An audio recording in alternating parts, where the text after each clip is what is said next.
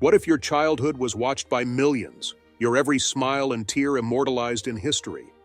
For Princess Charlotte, daughter of the Prince and Princess of Wales, this is her reality, a life of privilege, tradition, and immense responsibility. But who is the girl behind the royal wave? How does she balance the weight of her title with her own identity? And what does her journey reveal about the future of the monarchy? Let's uncover the untold story of a young princess navigating a world unlike any other. What does it truly mean to grow up in the public eye, watched by millions who see only polished smiles and ceremonial bows? The answer wasn't simple, and Charlotte knew that better than anyone. From the moment she was born, the world had celebrated her arrival. Cameras had flashed, headlines had proclaimed her birth as a historical moment, and countless articles speculated on the kind of life she would lead. But those headlines, as bright and celebratory as they seemed, couldn't capture the nuances of her reality. Charlotte's earliest memories were a mix of quiet moments with her family and the loud, dazzling blur of public life. She could recall toddling through the halls of Kensington Palace, her laughter echoing as her older brother George chased her down corridors. Those were the moments when she felt free, her world no larger than the safety of her home. But even in those early years, she could sense there was something different about her family. It wasn't until she was old enough to understand the significance of her surname, Mountbatten Windsor, that she began piecing it all together. There were moments when the weight of that realization hit her unexpectedly. A knock on the door, her mother entering in a tailored dress, her father adjusting his tie, and the calm but serious tone of their voices as they explained where they were going. A royal duty, another event to attend. For Charlotte, it meant slipping into yet another carefully chosen dress, perfecting her smile, and walking out into a world where every move she made was captured and analyzed. The spark of curiosity about her place in this grand story grew stronger as she got older. At first, it was subtle, creeping in during moments of solitude. She'd sit with her nanny or her mother, flipping through photo albums filled with images of her family's history. There were pictures of her great-grandmother, Queen Elizabeth II, standing tall and regal beside world leaders. There were images of her father as a boy, holding tightly to Princess Diana's hand, his expression a mix of innocence and understanding. And then there were the pictures of her, smiling, waving, playing the part of the young princess that the world adored. But what the world didn't see were the moments when Charlotte questioned it all. Why were people so fascinated by her family? Why did strangers know her name before she had ever met them? Her parents, as patient and loving as they were, answered these questions as best they could, always emphasizing the importance of kindness, duty, and service. Yet for Charlotte, the answers only deepened her curiosity. She wanted to know more, to understand not just what her role was, but why it existed in the first place. As the years passed, Charlotte began to notice how different her life was compared to the lives of her friends at school. While they could slip into the anonymity of childhood, she carried a title that made her a constant topic of discussion. At first, it felt strange, uncomfortable even. But as time went on, she started to see it as a challenge, a mystery to unravel. Her questions became more pointed, her desire to understand her unique position more profound. There were nights when she lay awake in her bedroom, the sounds of the palace settling around her, and she wondered what life might have been like if she weren't a princess. What if she didn't have to wave at crowds or pose for photographs? What if she could blend in, unnoticed and free? These thoughts didn't linger for long, though, because Charlotte knew deep down that she was part of something much larger than herself. She felt it in the way her parents spoke about their responsibilities, in the reverence her great-grandmother carried even in private moments, and in the way people looked at her family not as individuals but as symbols. Still, there were moments of pure, unfiltered childhood joy that reminded Charlotte of who she was outside of the public gaze. Running barefoot through the gardens with her brothers, playing hide-and-seek in the sprawling halls of Anmer Hall, or curling up with her mother to read stories before bed. These were the moments that grounded her, the moments that allowed her to forget the cameras and the expectations, if only for a little while. But the spark of curiosity never truly left her. It burned brighter with each passing year, fueled by the stories she heard, the things she saw, and the questions that continued to form in her mind. Charlotte wasn't content to simply play her part. She wanted to understand it. And as she sat by the window that morning, watching the gardens sway gently in the breeze, she realized something. It wasn't enough to be a part of history. She wanted to know her place in it. With that thought, she rose from her chair, her reflection catching her eye as she passed a mirror. She saw herself not as the little girl the world thought they knew, but as someone growing, learning, and preparing for a future she was just beginning to comprehend. The spark of curiosity had become something more, a determination to uncover the truth of her story, one step at a time. The early years of Princess Charlotte's life seemed almost idyllic to those looking in from the outside. Her birth in May 2015 was greeted with international celebration. Photographs of her parents stepping out of the Lindo wing of St. Mary's Hospital, holding her as a newborn wrapped in a delicate white shawl, circulated globally within minutes. She was a symbol of continuity, a reassuring connection to the future of the monarchy. Yet for the infant in her mother's arms, none of this was yet real or comprehensible. The cheers, the flashes of cameras, it was the beginning of a journey she hadn't chosen but would one day understand. From an early age, Charlotte's personality shone brightly. She was bold and mischievous, with a natural curiosity about the world around her. At Kensington Palace, where she spent much of her early childhood, the spacious grounds and carefully tended gardens became her first playground. Days were filled with laughter and play, shared with her older brother George, and later, her younger brother Louis. For Charlotte, these moments were carefree, untouched by the expectations of the world beyond the palace gates. Her parents, William and Kate, were determined to provide a stable, loving environment for their children. While the world might see them as the future king and queen, to Charlotte, they were simply mom and dad. Kate, especially, made it a priority to shield her children from the pressures of royal life, while instilling in them an understanding of their responsibilities. Bedtime stories, baking sessions in the kitchen, and arts and crafts projects were regular activities in the household, acts of normalcy carefully balanced against the backdrop of their extraordinary lives. Charlotte's bond with her great-grandmother, Queen Elizabeth II, began to develop during these formative years. Though the Queen's schedule was filled with state duties and ceremonial responsibilities, she always made time for her family. Charlotte's visits to Buckingham Palace and Windsor Castle were filled with moments of quiet warmth and gentle lessons. The Queen had a unique ability to connect with her great-grandchildren, blending her authority with a genuine affection that made them feel valued and understood. One of Charlotte's earliest memories of her great-grandmother was during a private tea at Windsor. Sitting beside the Queen, Charlotte was captivated by the stories of her childhood, tales of a young Elizabeth navigating the complexities of royal life during World War II, driving ambulances and learning mechanical skills to contribute to the war effort. For Charlotte, these weren't just stories. They were lessons in resilience, duty, and the importance of finding strength in the face of challenges. As she grew older, Charlotte began to notice the duality of her world. On one hand, there was the quiet comfort of home life, where she could laugh freely and explore without inhibition.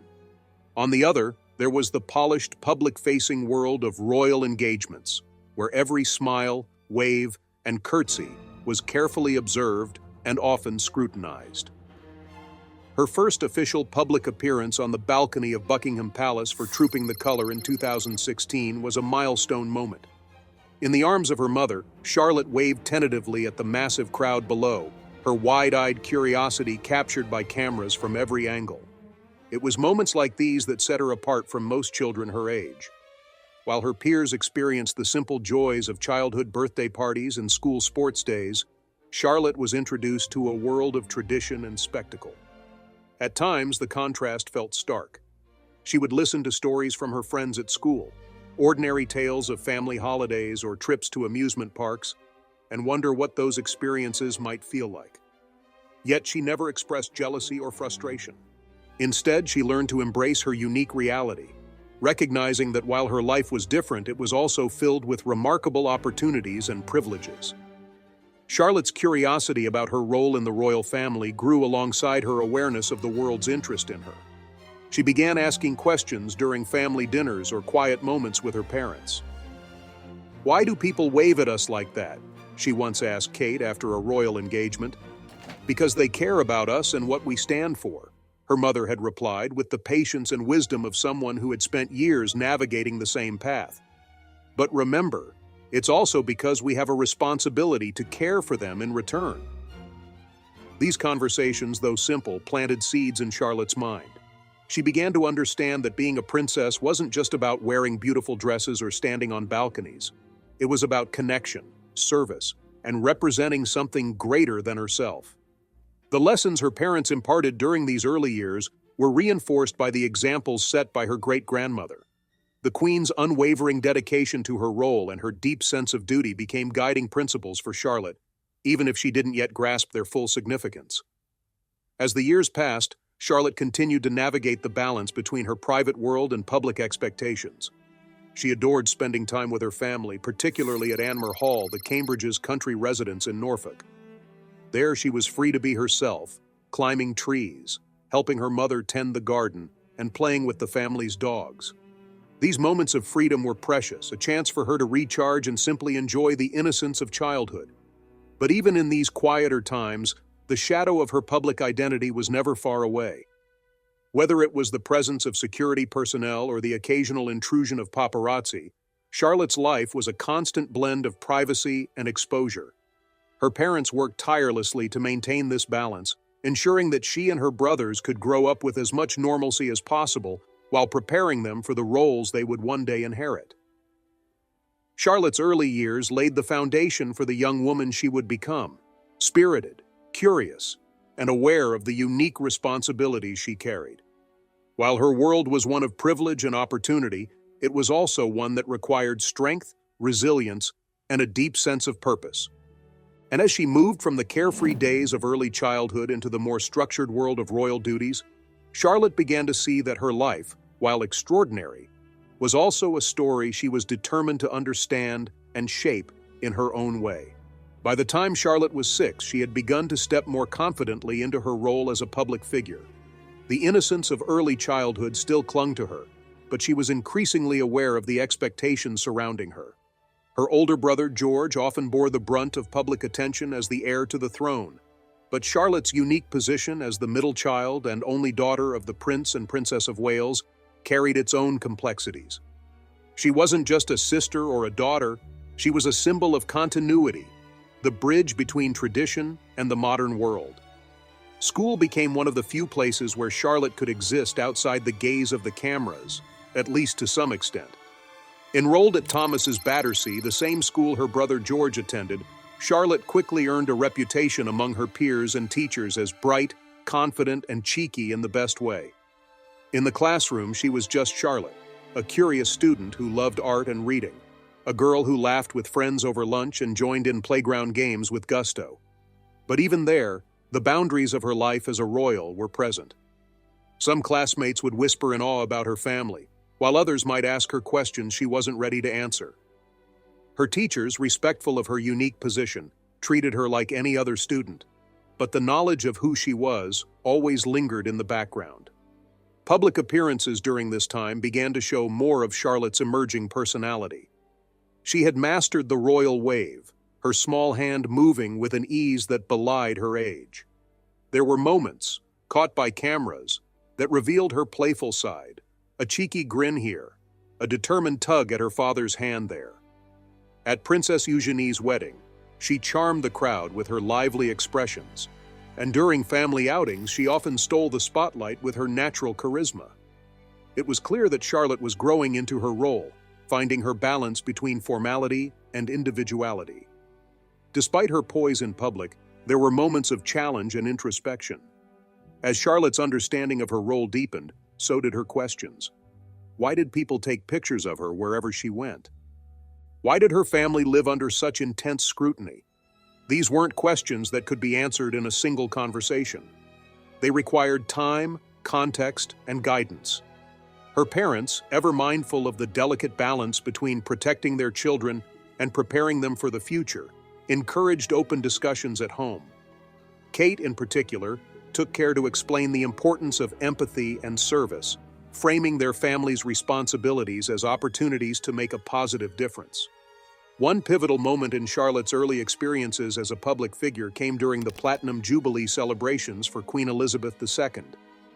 The four-day event was a spectacle of grandeur, with parades, concerts, and street parties across the nation.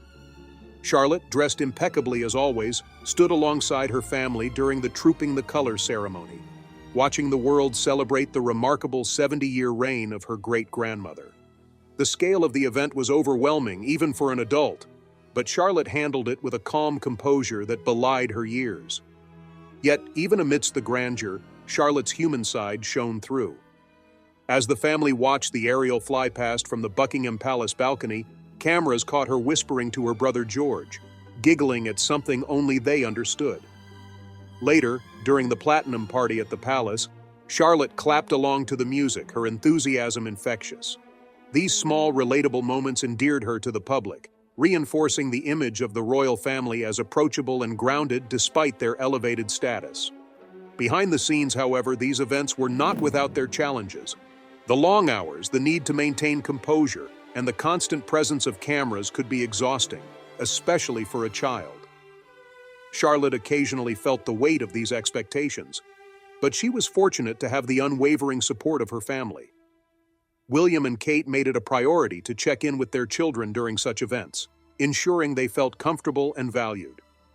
Their approach to parenting, blending structure with warmth, was evident in how Charlotte navigated these experiences. As Charlotte moved into her pre-teen years, her relationship with her brothers became an increasingly important anchor in her life. George, as the eldest, often shared the spotlight with her during public events, and their dynamic was one of mutual respect and sibling camaraderie. George, aware of his role as the future king, took his responsibilities seriously. But he also knew how to lighten the mood with a well-timed joke or a playful nudge. Louis, the youngest, brought a sense of spontaneity and joy to their trio. His uninhibited energy was a reminder to Charlotte that even within the structured world of royal duties, there was room for laughter and mischief. At home, the three siblings were inseparable. They spent hours building forts out of cushions, racing through the gardens and sharing stories around the dinner table. These moments of connection were what grounded Charlotte, giving her the resilience to face the more challenging aspects of her life. Her bond with her brothers was more than just familial. It was a partnership, a shared understanding of the unique journey they were on together. Charlotte's preteen years also marked the beginning of her understanding of the broader impact of her family's work. She accompanied her parents on select engagements, observing how they interacted with people from all walks of life. One such moment that left an impression on her was during a visit to a children's hospice. Charlotte watched as her mother knelt down to speak with a young patient, her voice gentle and encouraging. It was a simple yet profound interaction, and it planted a seed in Charlotte's mind about the importance of kindness and connection. These experiences, though brief, began to shape Charlotte's perspective on her role within the royal family. She saw firsthand how small gestures of compassion could make a difference, how the presence of her family could bring comfort and hope to those in need. It wasn't just about ceremonies and photo opportunities, it was about making a meaningful impact. This realization added a new layer to Charlotte's understanding of her life, one that went beyond the personal and into the realm of service. As Charlotte continued to grow, she became more confident in her ability to navigate the complexities of her world. She wasn't just the young princess smiling for the cameras. She was a thoughtful, empathetic individual, eager to find her place within the legacy of her family. The journey wasn't always easy, but Charlotte embraced it with the determination and grace that had already become her hallmark. As the years passed, Charlotte began to grasp the more profound realities of her role within the royal family. She had always been aware of the public's fascination with her life, but it wasn't until the passing of her great-grandmother, Queen Elizabeth II, that the true weight of legacy and duty became apparent. The loss of the Queen was a monumental moment, not just for the family but for the nation and the Commonwealth. For Charlotte, it was a turning point, one that deepened her understanding of the responsibilities she would one day shoulder. The days leading up to the Queen's state funeral were marked by a flurry of preparations, solemn ceremonies, and heartfelt tributes. Charlotte, only 7 years old at the time, found herself thrust into the heart of history. She was no stranger to public appearances, but this was different. The gravity of the occasion was palpable. a shared grief that seemed to echo in every corner of Buckingham Palace and beyond. While she was surrounded by her family, the sense of loss was uniquely personal for Charlotte. The Queen hadn't just been a towering figure in the public eye, she had been a beloved great-grandmother who had left an indelible mark on Charlotte's life. On the day of the funeral, Charlotte's demeanor was a picture of composure. Dressed in black with a small horseshoe brooch pinned to her coat, a gift from the Queen, she stood alongside her brother George and her parents. The streets were lined with mourners, their silent reverence a testament to the impact the Queen had on so many lives. Inside Westminster Abbey, the grandeur of the ceremony was matched by its solemnity. The hymns, the prayers, the quiet moments of reflection, all of it felt overwhelming even for the adults present. For Charlotte, it was a moment of profound realization. She wasn't just attending a family event, she was participating in a historical moment that would be remembered for generations. As the service progressed, Charlotte's emotions began to surface. Her small hands clutched the program tightly, her lips pressed into a thin line as she fought to maintain her composure. But when the choir began to sing a hymn that had been one of the Queen's favorites, Charlotte's resolve faltered. Tears welled in her eyes, and before she could stop them, they began to fall. The cameras, ever present, captured the moment, broadcasting it to millions around the world. It was a rare display of vulnerability from a young royal, and it resonated deeply with those watching. In the immediate aftermath, Charlotte felt a mixture of embarrassment and relief. She hadn't meant to cry, but in that moment it was impossible to hold back the flood of emotions. Her mother, sensing her distress, leaned down to whisper words of comfort, her hand resting gently on Charlotte's back. Her father, standing tall beside her, offered a reassuring glance, his expression a mix of pride and understanding. These small gestures reminded Charlotte that she wasn't alone, even in the most public of moments. The response to Charlotte's tears was immediate and overwhelming. Social media lit up with messages of support, many praising her courage and humanity. "She's just like any other child," one post read, accompanied by a picture of Charlotte wiping her eyes. It's moments like these that remind us the royals are human too. For Charlotte, who had spent much of her young life trying to balance the expectations of her role with her own identity, the outpouring of empathy was both comforting and eye-opening. It showed her that vulnerability wasn't a weakness. It was a bridge that connected her to others. In the days following the funeral, Charlotte found herself reflecting on the legacy of her great-grandmother. The Queen's unwavering dedication to her duties, her resilience in the face of challenges, and her ability to connect with people from all walks of life were qualities that Charlotte deeply admired. She thought about the quiet moments they had shared, walking in the gardens at Balmoral, sitting together for tea, listening to the Queen's stories about her own childhood. Those memories felt like treasures now, fragments of a bond that had shaped Charlotte's sense of self. For Charlotte, the funeral wasn't just a farewell to her great-grandmother. It was a moment of clarity about what it meant to be part of the royal family. It wasn't about the titles, the ceremonies, or the public appearances. It was about service, about standing as a symbol of continuity and hope. The Queen had embodied these ideals throughout her reign, and now it was up to the next generation to carry them forward. At home, her parents made sure to create space for her to process her emotions.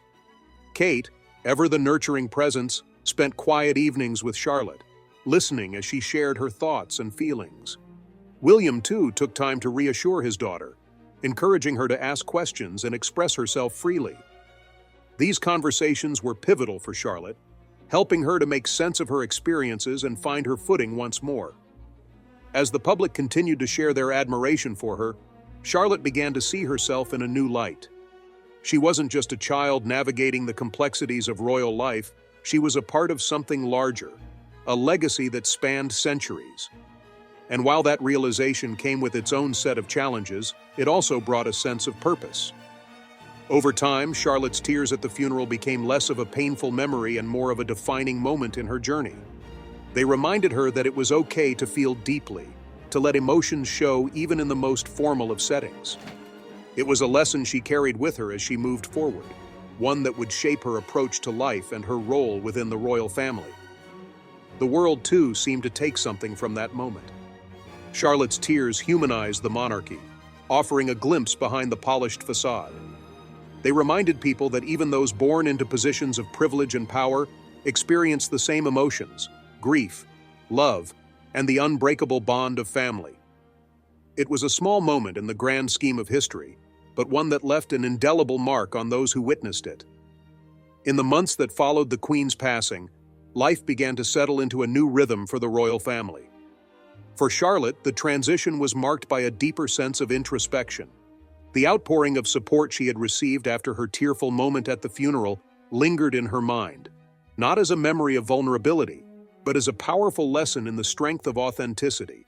She had learned that being royal didn't mean hiding her emotions. It meant navigating them with grace and understanding their impact on others. Charlotte often found herself thinking about the future, not just her own, but that of her family and the monarchy as a whole. What role would she play in the evolving narrative of an institution so steeped in history? She had always admired her father's dedication to modernizing the royal family, bringing a sense of relatability to their public image. Her mother's warmth and compassion inspired her to connect with people in meaningful ways. Both had shown her that tradition and progress could coexist, and it was a balance she hoped to embody in her own life. Conversations at home began to reflect this forward-looking perspective. Around the dinner table, the family often discussed the challenges and opportunities that came with their roles.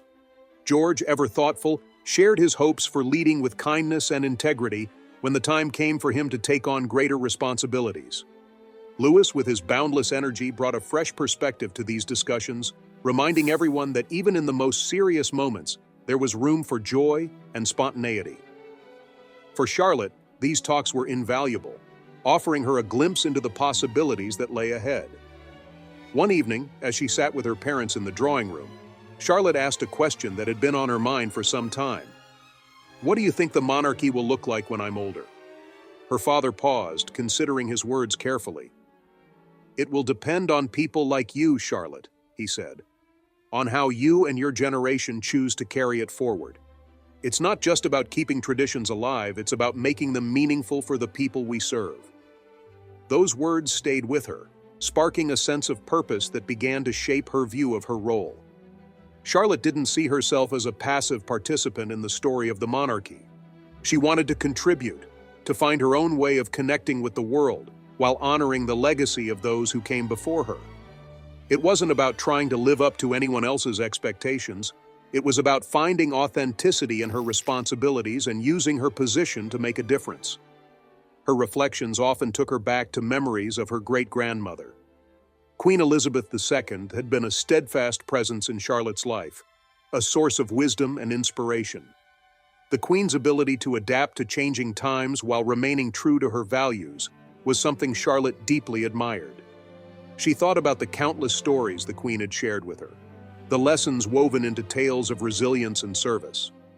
Those lessons now felt like a guide, helping her navigate the complexities of her own path. Charlotte also found inspiration in her mother, who had redefined what it meant to be a royal in the modern era. Kate's focus on mental health, her dedication to supporting children and families, and her genuine approach to connecting with the public were qualities Charlotte hoped to emulate. She saw how her mother used her platform to shine a light on important issues, creating real and lasting impact. It was a reminder that being royal wasn't just about representation, it was about action. As Charlotte grew older, her interests began to take shape in ways that hinted at how she might contribute to the future of the royal family. She loved spending time in nature, often accompanying her mother on walks through the countryside. She developed a passion for art, finding solace and expression in painting and drawing. And she had an innate curiosity about people, always eager to hear their stories and understand their experiences. These passions, though still in their infancy, gave her a sense of direction, a starting point for the impact she hoped to make one day. The world around her was changing rapidly, and Charlotte knew that the monarchy would need to evolve alongside it. Issues like climate change, mental health, and social equality were at the forefront of public discourse, and Charlotte saw these as areas where she could make a meaningful contribution. She didn't have all the answers yet, but she felt a growing determination to use her voice and her position to advocate for change. As the years passed, Charlotte's role within the royal family continued to develop. She attended more public engagements, her confidence and poise becoming increasingly evident. Yet she remained grounded, thanks to the unwavering support of her family. Her parents ensured that she had the space to grow at her own pace, balancing the demands of public life with the joys of childhood. Her brothers remained her closest allies, their shared experiences creating a bond that only deepened with time.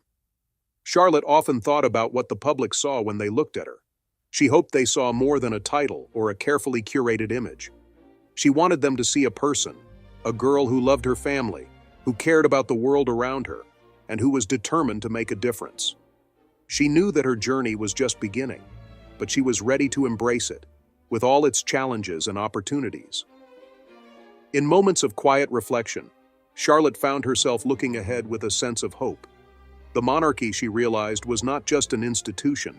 It was a story of resilience, of service, and of connection. It was a story she was proud to be a part of, and one she was eager to help shape for the future. As she sat by the window of her room one evening, watching the soft glow of twilight settle over the palace gardens, Charlotte felt a sense of calm determination. She didn't have all the answers, and she didn't need to.